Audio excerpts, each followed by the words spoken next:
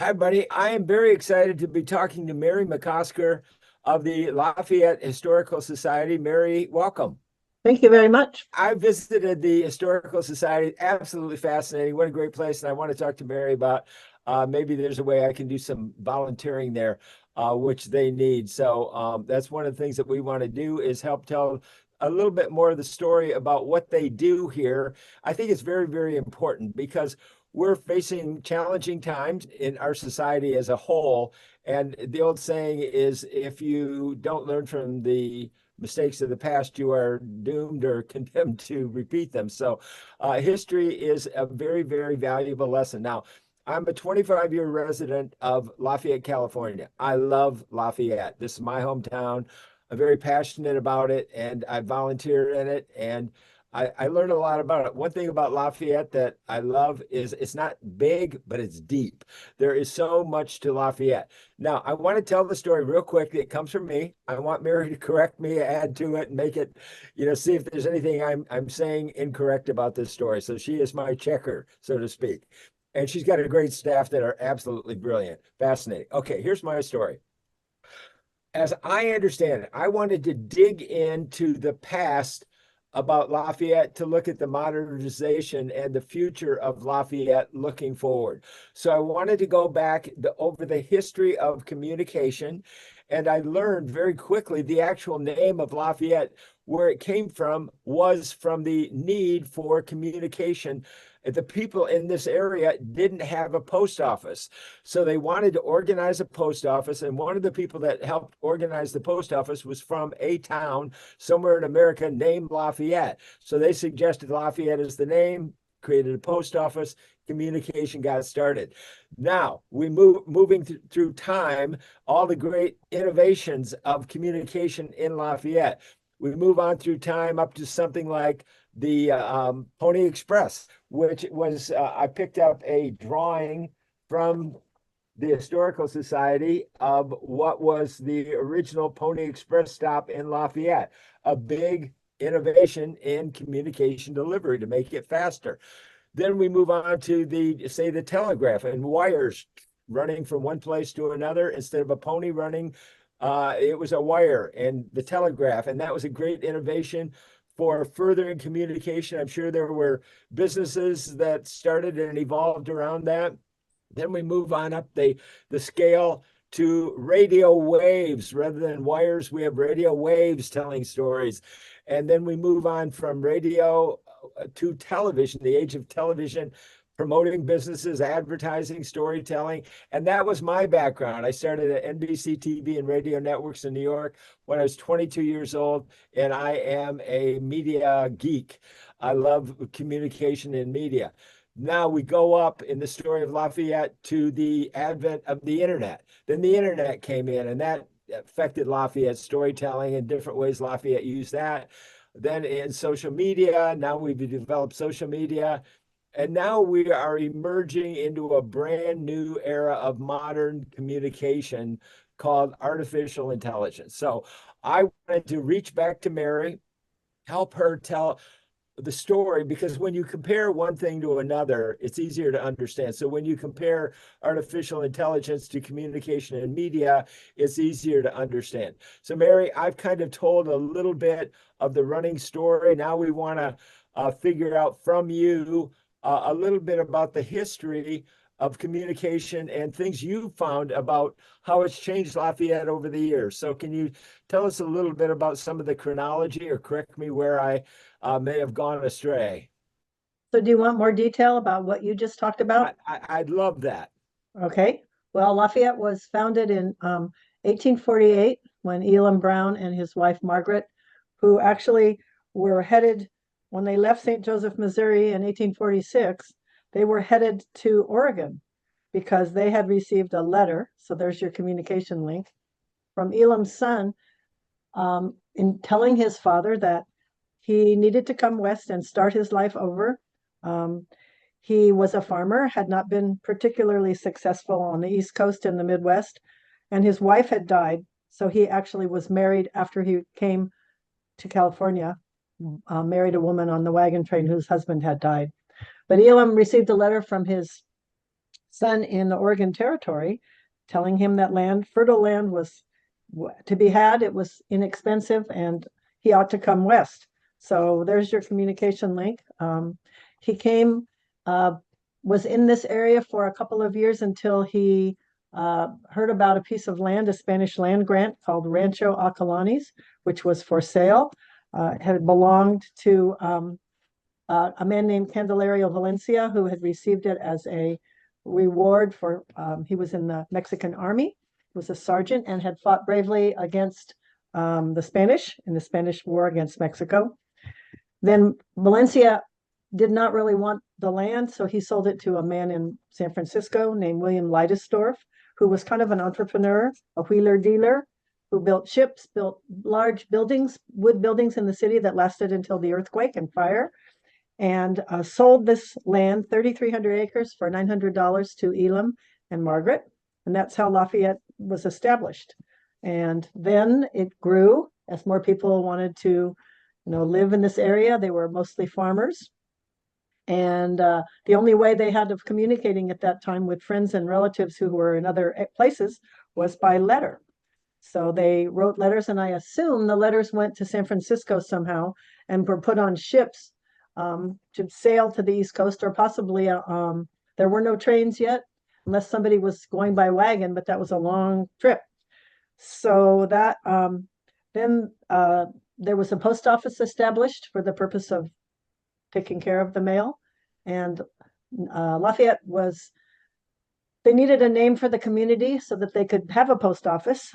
So some names that were suggested were Brown's Mill, Centerville, because Lafayette was in the center of the road to the Redwoods, which is Oakland, that was towards Canyon, the road to Oakland and the road to Martinez. But Centerville was taken. They were informed by the post office department. The name was chosen already for a place down near San Jose.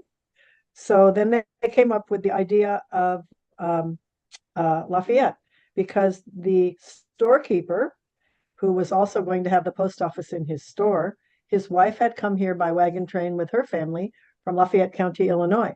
So Lafayette, of course, is one of the 23 states that has something named after the marquee.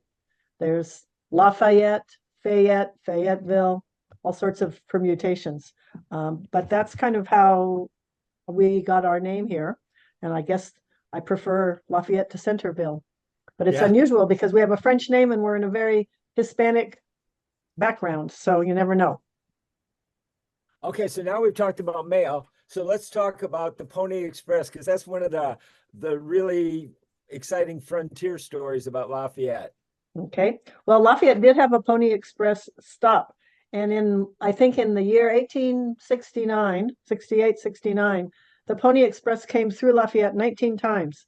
Now, when the Pony Express rider came into Sacramento, the mail needed to get to San Francisco. So he would ride down and catch a ferry, probably near Benicia, possibly. And the ferry would take him to San Francisco to deliver the mail. On the 19 occasions that he missed the ferry, he was taken across the water there, the Delta, I guess, to Martinez, where he continued his journey through Concord, Walnut Creek, Lafayette, and then on over the hill into Oakland, where he caught the ferry to San Francisco.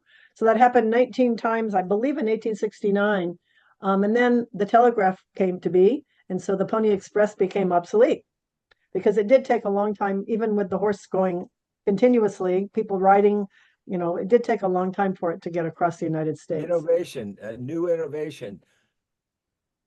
So tell us a little bit about anything you know about the telegraph, where it was or how it came in or anything about I don't really know too much about it. I know it made communication almost instantaneous, because you could send a telegram, and as long as somebody understood Morse code and could kind of translate it for you, you were able to provide quick communication.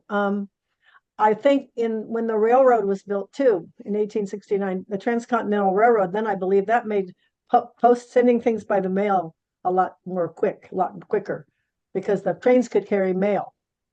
And when would the newspapers evolution have come into Lafayette in terms of what might have been first? Would it have been the telegraph or maybe newspapers?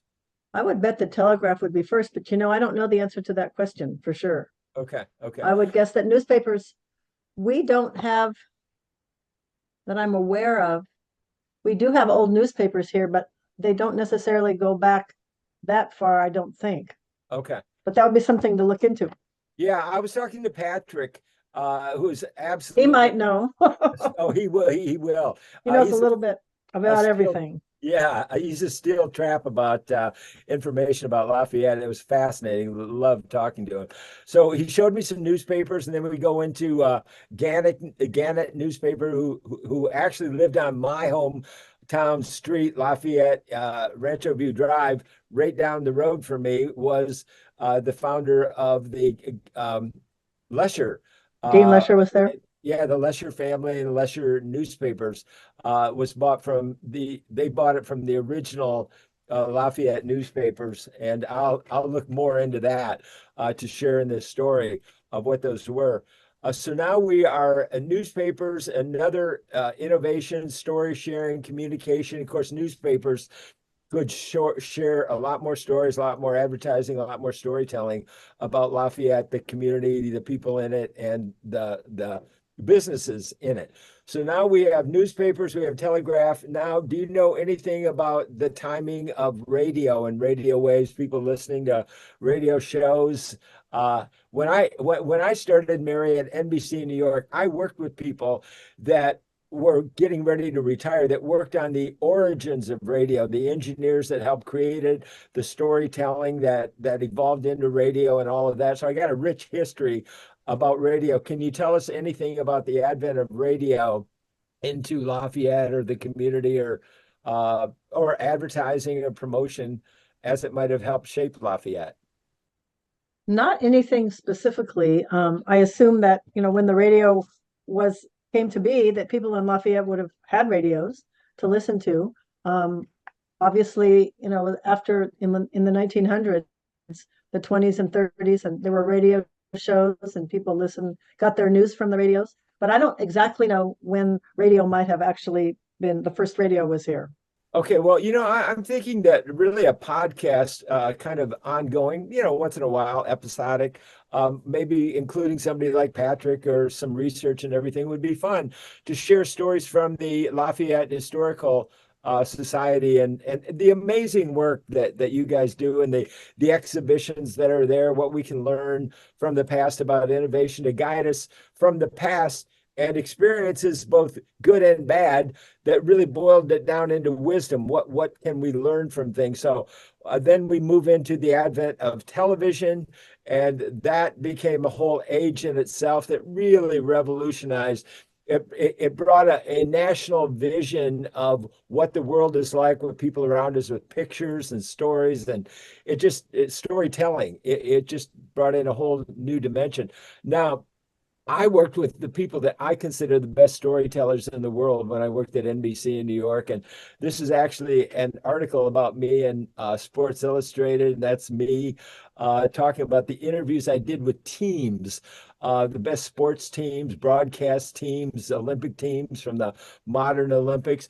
So I think that team building is how you build a community like Lafayette. Certainly, the Lafayette community has pulled together barn raising parties, and the way the communities always have come together and communicating, hey, we're gonna have an event and we need your help. We just had the Lafayette Community Day as an event to clean up the city, and it's all about communication. We've got great media, like, say, Lafayette Greet magazine, which helped bring us together, organize people for Lafayette Community Day.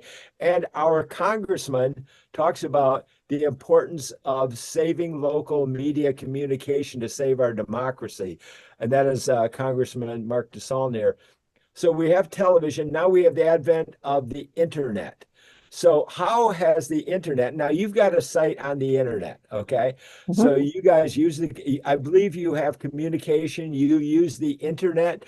Tell us a little bit about how the Historical Society uses the internet today.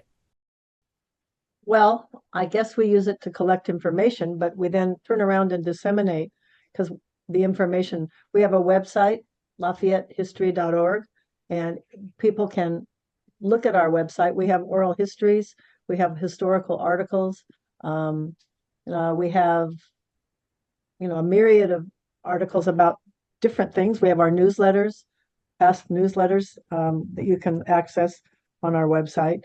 But it's an easy way to kind of spread the information that we have and make it available for people in Lafayette and other places who are interested. Yeah, and I'm sure you promote the education tours that you do with schools, and you have an amazing research center right there at the Lafayette Library and Learning Center downtown Lafayette that people can visit. And you're open on Tuesdays and Thursdays, and what other day? Saturday, Tuesday, Thursday, Saturday. Saturday, 10 to 2. Bring the kids in, I guess, but it's a cool place to come by and visit and learn more about. So now we're at the internet and social media. I don't know how involved you guys are in social media. The point of this is to get to the fact that innovation comes in on an ongoing basis. It changes things, it adapts things, it makes things different. Because now, as we move into social media and virtualizing things, if you will, modernizing things, as we evolve and we change, we're entering the era of AI. And that's really what I want to kind of use this podcast listening story about, that you can listen to this, learn more from Mary about the history of innovation, how it changes things, because now we're entering a whole new modern age of communication with artificial intelligence.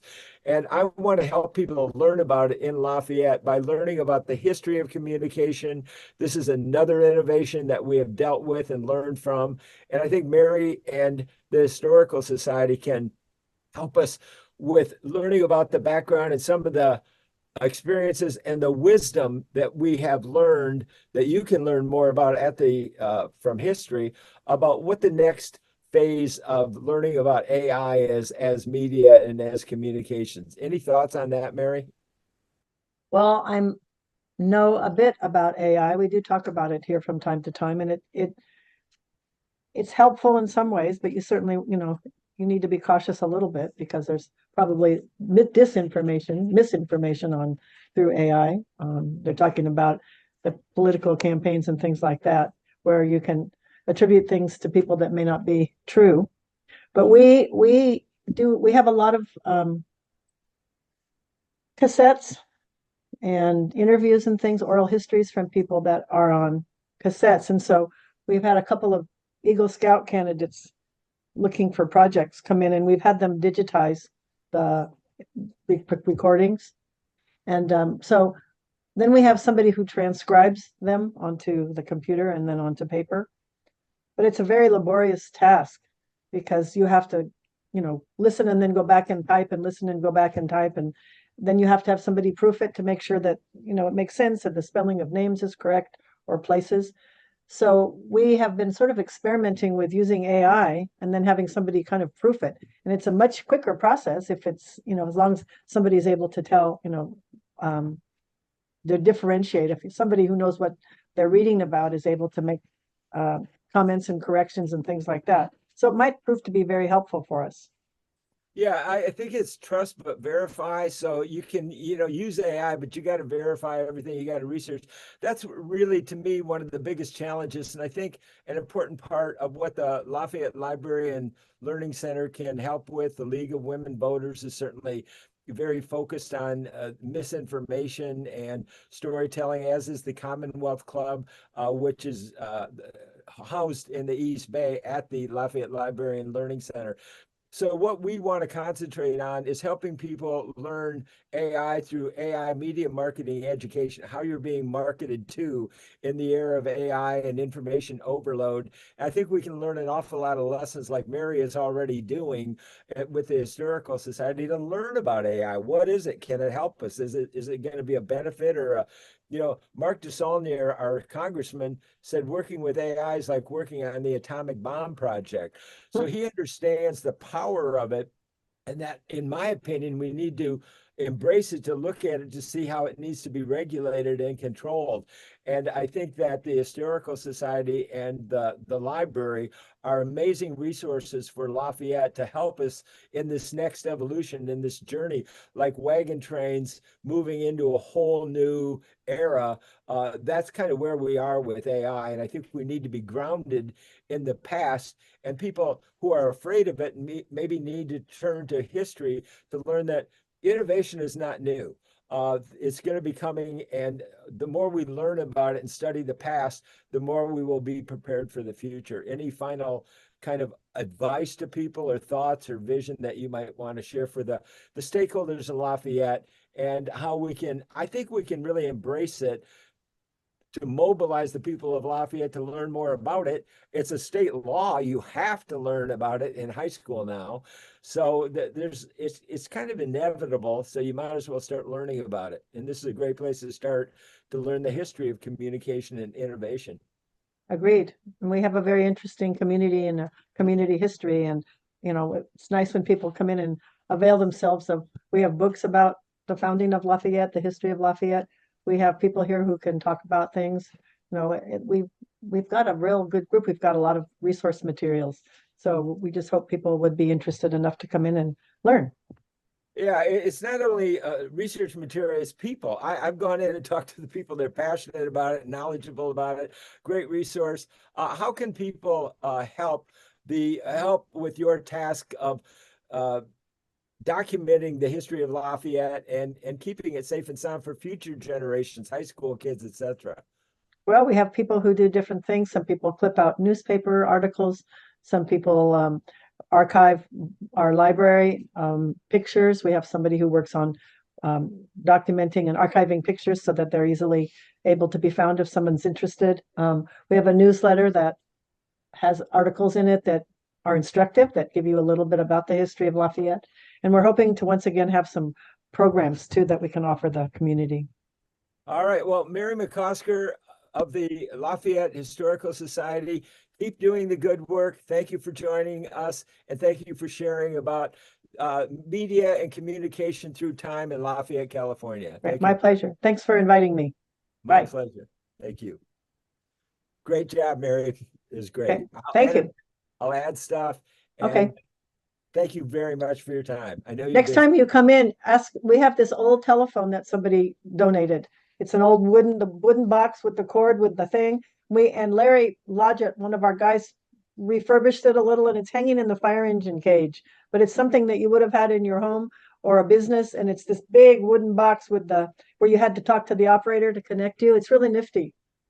Yeah, Larry Blodgett is an icon in Lafayette. He's renovated an automobile, and he's getting a great business. He's a great community. No, he's a great guy. He's on our board. He's a lovely man. He absolutely is. And we also have a telegraph key here too, by the way. Okay, well, I got to come down and take some pictures. Yeah, you better come back and look. To the okay, podcast, take care. Thanks so much. Bye. Bye-bye.